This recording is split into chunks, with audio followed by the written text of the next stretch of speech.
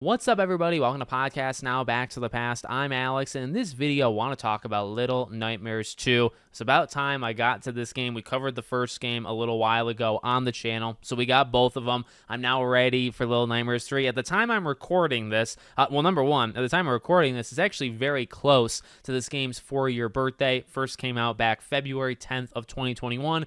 Happy early birthday to me. Very late birthday, when this video goes out, but doesn't feel like 4 years. But we have Little Nightmares 3 around the corner. And again, while I'm recording this, we don't have a date. It's possible that changes, by the time this video comes out. So I wanted to be ready. I knew these games. I've played them before. I remember playing 2, okay? Very special beginning, middle, the jaw-dropping moments, the ending between Mono and 6, which, by the way, we're going to go into spoilers. Not going to be afraid to talk about any of the big moments of the game, so just be aware, for that. I remember it like it was yesterday. It doesn't really feel like 4 years, by the way, but I'm ready. I'm ready for 3, and this is a franchise that I feel like I always kind of forget. Not recently because I just replayed 1 and 2, but I tend to forget just how, I would say, honestly, even though it's a small game, obviously little in terms of the title as well, it actually has made a pretty big impact, and, it's sold really well, and it's a highly received game, in terms of review scores, and just general audiences love it. I think to some incredible YouTube videos that I've watched myself personally of, breaking down the monsters or the bosses, in Little Nightmares, and the story explains, it's a game that there's a lot going on, and I think you can kind of ignore most of it and just, track along, left to right, right to left, solve kind of minor puzzles, run away from, monsters and stuff. You don't even have to necessarily take anything in. I think it's like a fine game. I think it's when you really start to think about it. And this game, I think, is a little bit more obvious in terms of themes, in terms of what's happening. I'm thinking about like the radio frequencies or the transmission, and 6 and Mono and the Thin Man, and just different elements.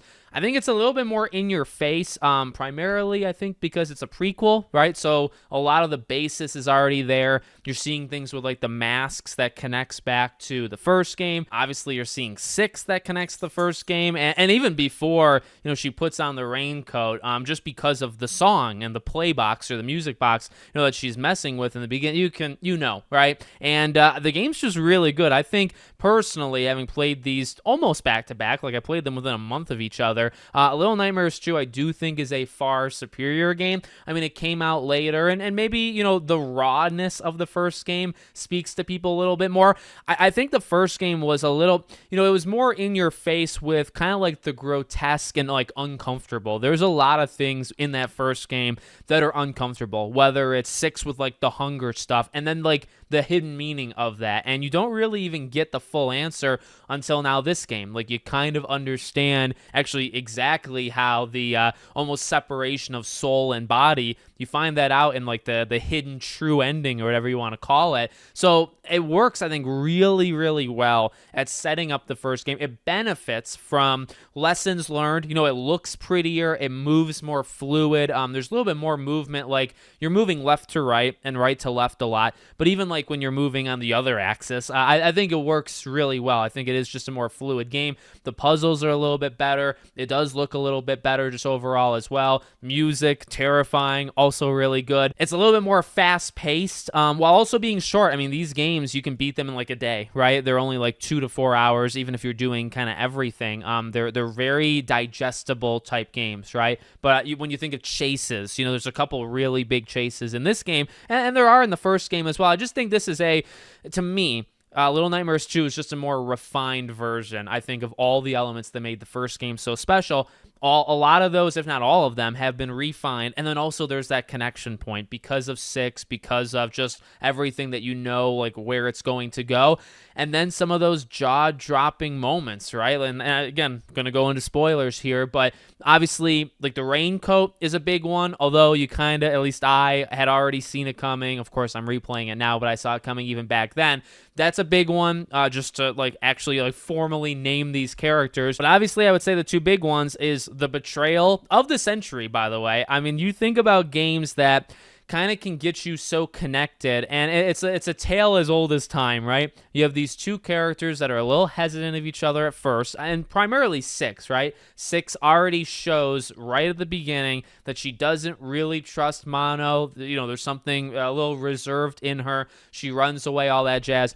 You save her time and time again. Yet again, she saves Mono time and time again, pulling him out of the TVs, holding his hand, when he jumps off a really big ledge and being able to catch him. There's a balance. I honestly think Mono does more for Six in terms of saving her from the Thin Man, in terms of saving her from the children kidnappers, right? There's a lot of opportunities that Mono could have just left, and he didn't. So you have that. And then obviously you have the very end of Six dropping him. And I just remember at the time being completely stunned. I think there was a little bit to me when Mono is fighting the Thin Man in the the alleyway, which, by the way, is just a really beautiful, it just looks really, really cool, really cinematic in the Little Nightmare style.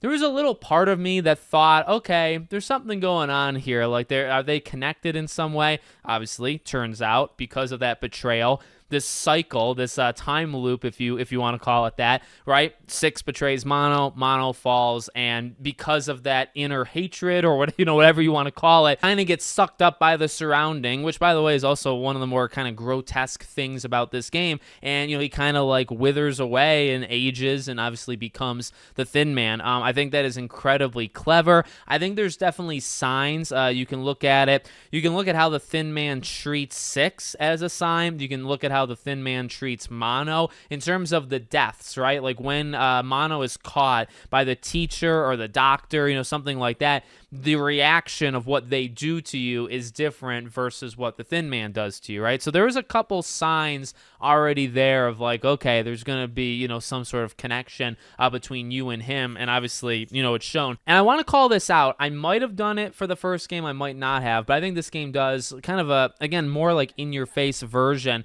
I really appreciate how these games, I think honestly this is why they've kind of taken off, kind of deeper meanings behind things. So you can play these games, right? Both of them, but specifically, we're talking about the second game. You can play it. You can go through the puzzles. You can go through your running, boss fights where you're just kind of running away and doing your jumps and your slides, which is a really cool, again, fluid kind of movement. You can do all that. You can see those jaw-dropping moments. And you could say, okay, and you could take very little, I think, away from this game. Does that make sense? You can experience it like that. And I actually think the game is fine if you do that. Again, it's beautiful. It's kind of fluid in the way that the gameplay is pretty good. It's got those moments. So even if you're not paying too much attention, you could say, oh, I recognize that raincoat from the first game, or oh, that's why the Thin Man does. They're the same character or whatever. So you can take some stuff away. But, when you're going through the school, when you're going through even the beginning, with the hunter, right? You're going through all these moments. They can just be things that are kind of playing, and you're experiencing them. You're moving left to right, and you don't really take anything away from it. That's fine. And again, what I appreciate about this game is that you're able to do that. But if you really want to go deeper, the game has it. There's not a lot of talking. In fact, there's no talking. There's screams. There's cries. You could tell characters kind of apart from that, right? And that's kind of it. Then there's the music, right? And there's subtle clues. Again, the music box connects, and so you can put these context clues together. But I guess that's it right there, right? The game is available, or the game is open, that if you want to explore it more, it gives you that opportunity. And I don't know if I said that about the first game, and I hope I'm saying it right, but that I think is really a hidden, not really all that hidden. I think many people talk about it. The fact that you can go into detail and you can make videos, I've seen some pretty amazing YouTube videos about the story explained, the monsters or bosses explained, right? The fact that you could say, okay, what's the hunter's story, right? What's his deal? And there's no real answer, right? You could look at the bag and you could say, all right, well, because you have these transmissions, is he, you kind of have this separation of wealth, right? So the higher elite class is able to pay for the masks, and so they're able to kind of hide it away, but they have the money for it, right? Somebody like the hunter, maybe goes into hiding and wears that bag kind of over his head that's kind of all he found, right? But he still kind of is also insane. So maybe he was still subject to the frequency and he kind of lost his mind, but he still, in a sense, escaped. You look at the school, and that's kind of a whole like ecosystem there, right? Like you have really effed up, like really messed up kids that, attack you. You have to destroy them, and, they take 6 from you. And, you have the teacher, very, very strict, has the super long neck, which, by the way, is just like, that's chills, right? Gives you chills. I'll always remember the vent. And when I was replaying this, by the way, I was thinking, where is that moment? Because I kind of forgot. Is it in the middle? Is it at the very end? But where's that moment where, like, her neck just keeps going and you have to freaking, like, escape her? That's terrifying. The Thin Man chase was terrifying, and her chase was terrifying. The doctor one where you can incinerate him, or you don't actually have to incinerate him, by the way, which I didn't find out till later. That one's cool too. That sense of dread, where it's like these are very big enemies. The I guess like the civilization, like the community with the TV, when they're all chasing you, scary, very, very scary. But it does a good job with that. But also they tell their own stories, right? Like you can look at it and say, okay, well, why are these people in these situations? The school teacher and the school in general, like what are they doing here? What's the Thin Man up to? Like what's the deal there? You can look at like the background and like the pictures that are drawn, and there's a lot of context clues kind of everywhere. Does that make sense? That's a big part of this game. It really is. And I think, and I hope I'm saying it right, like I do think it's more in your face. And I know people can kind of have different viewpoints of that, right? Some people could say, I kind of like the subtlety and being able to learn about it if I want to, but you really have to focus. I can appreciate that. I mean, there's a lot of games that I've played where it's like that, or you just really have to pay attention. I will say, I do think it's more refined, though. I do think the first game's got themes. The first game has backgrounds with these characters and what's going on, and again, with 6 and the hunger and kind of some like deeper level stuff that you definitely have to really think about and also kind of get clued in with this game to even understand it, right? I just feel the stuff in this game is a little bit more in your face, or it's maybe a little bit more obvious, which maybe you could say is easier, right? But I can appreciate it because I still think you can go through this game and not really care. You can see the pictures of like the tower and all this stuff, and you can say, I don't even know what that means, so I'm just going to keep going. You can do that, and I think the game is fine. I think the puzzles are clever. The TV mechanic, right, kind of towards the end of the game, or the electricity when you're pushing the cart in the water. They have good spacing. There's a little bit of battling that you do in this game. There's a little bit of puzzle solving. You need Six's help in general, right? Mono and 6 have a nice tag team thing. You'll enter areas and say, okay, you're going to need a key, and then you're going to need like 2 batteries. Well, all right, I need the key first, so let me go do something random here. Okay, now let me backtrack. Let me find the first battery. Let me use the battery to get the second battery to then use both of them. That, number one, I think the puzzles in this game are pretty well thought out and pretty just good in general. But also the pacing there is really good. You got your fighting. You got your kind of exploration. You got your kind of big cinematic moments where you're outside and just the camera. I mean, I don't know if it ever really pulls back, but I think to the very beginning or towards the beginning when you get on the door and you're going through the water, like it's slow. It takes its time, but I think it does it in terms of that world building. I think it does it really well. So I can see it. I mean, I think I didn't really get Little Nightmares until 2 came out. When I played 1. Actually, I think when I played 1, I did a Let's Play on my original channel on Podcast Now, and it was one of the first games I think I ever did a Let's Play on, and I don't know, I think I looked at it more as like a horror game and nothing else. Like, this is just a game that the music's scary, the enemies and their noises are scary, that power dynamic between, like, they're so much bigger than you. And look, some of that stuff's true. It's in the game. It's like EA.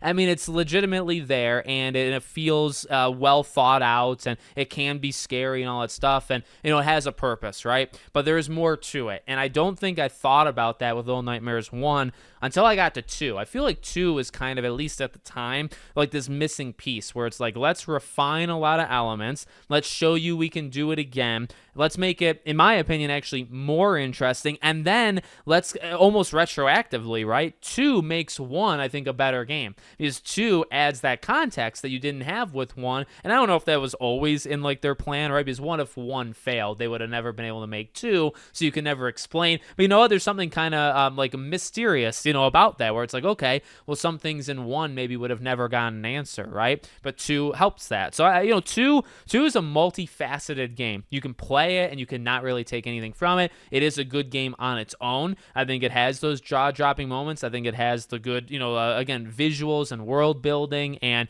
really cool moments and themes and stuff. But I also think as a whole, it enhances the franchise. I think it makes Little Nightmares as a franchise much, much better. So I love it. I really do appreciate this game, like this game. I remember playing it 4 years ago and replaying it. I know, there's been the studio change, right? So now it's Supermassive. Supermassive did help, I believe, with Little Nightmares 2, though. So let's hope if Little Nightmares 3 can be as good as 2, we're in for a treat. We're in, I think, for like a Game of the Year type treat. Like Little Nightmares 2 is a special game. So I hope Little Nightmares 3 can beat it, but we'll see. Let me know what you guys think in the comments. Make sure, as always, you're subscribed to the channel, bell icon turned on, and I hope to see you all on the next one.